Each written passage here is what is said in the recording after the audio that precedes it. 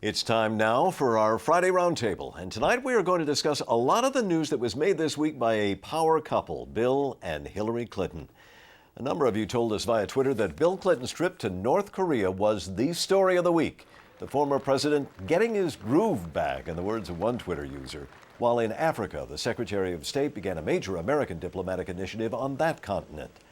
Joining us tonight, Nikhil Deogun, Deputy Managing Editor of the Wall Street Journal, and David Andelman, editor of World Policy Journal and a former foreign correspondent for the New York Times and CBS News. Welcome to you both. And again, boy, just what a week for this political dynamic duo, husband and wife team. Let's begin with Bill Clinton surprising everyone by showing up in North Korea. David, was this, have we opened a new door to North Korea in a dialogue? Or was this just an unusual set of circumstances for which Bill Clinton fit the bill? Well, Bill Clinton certainly did fit the bill. In fact, he was the bill that was presented by the North Koreans as the one person that they would like to see come there, and they would release the two journalists. They named him. He was the exactly. one. He was the one that they chose, and was not on the list that Obama sent to them as suggestions. So the question is, who is really in charge now? I mean, the North Koreans still want dialogue only with the United States. They do not want the six-power talks. The United States, even after Bill's visit there, they still want the six-power format, which would include China, of course, and the North Koreans don't like to see that. So I don't know that much has moved in that respect off square one. We'll have to see that as it evolves. And also, it'll be interesting domestically to see how North Korea and the Kims, if you will, the father and son, ultimately work all of this out. It's all about family this week. We've got a father and son and a husband and wife. Nikhil, what did America have to give in order to get these journalists back?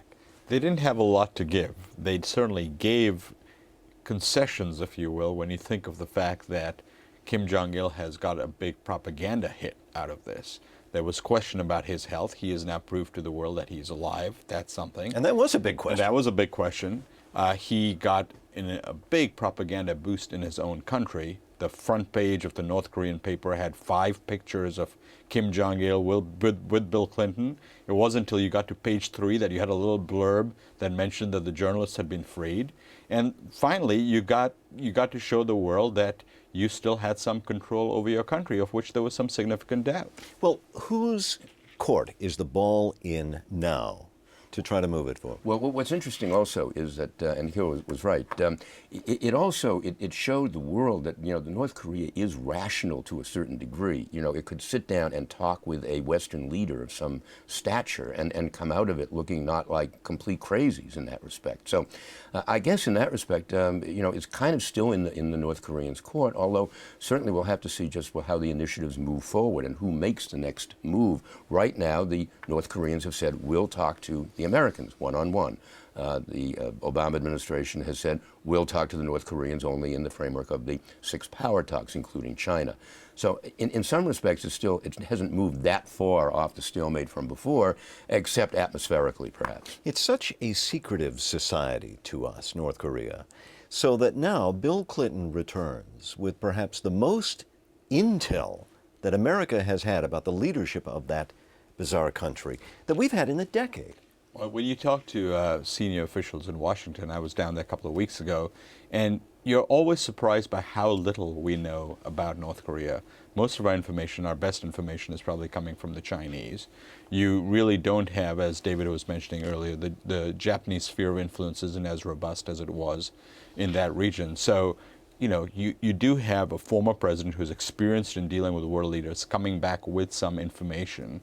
And clearly, it does seem that Kim Jong-il is sending a message that he is willing to talk. And what happens next is going to be anybody's guess at this point. And then the person who may next become involved is Bill Clinton's wife, the Secretary of State. I'm trying to figure out the dynamics here in the Obama administration. Does this set up a problem for either the Secretary of State in her relationship with the President of the United States as a result of what happened this week with her husband? Well, it could conceivably in the long run. I remember Hillary is still a very powerful force in the Democratic Party. So if we can talk domestic politics just for a moment, if we suddenly have these two forces coming together, it almost becomes like a critical mass, if you will, energizing her her image as a or the family's image, the Billary image as world statesmen. There's Obama off to the side somewhere worrying about the economy and so on. She's going forward in this initiative to Africa. This is an important event unto itself in the United States establishing a dialogue with this continent. Oh, it is, absolutely. And what I found very interesting is the undercurrents of China in both places, in the North Korea and in the African equation. China, remember, is really the largest player in so many countries in Africa right now. It has moved the United States off center stage. The Chinese are building vast projects, dams and so on, all over Africa in return for natural resources. They want oil in places like Angola and a number of other places, Sudan.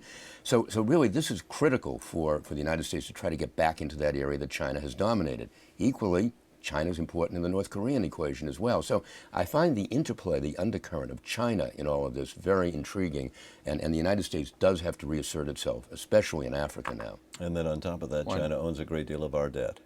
Well, and in terms of that great game between China and the United States, the United States' most powerful weapon, maybe you have a president now who is the son of Kenya, as Hillary Clinton mentioned, and that gives, that has a real resonance in terms of actually trying to affect change over there, a continent where it's very hard to affect change. We're going to have to leave it there because we've run out of time. David Andelman, thank you very much. Nikhil Deogun, thank you very much.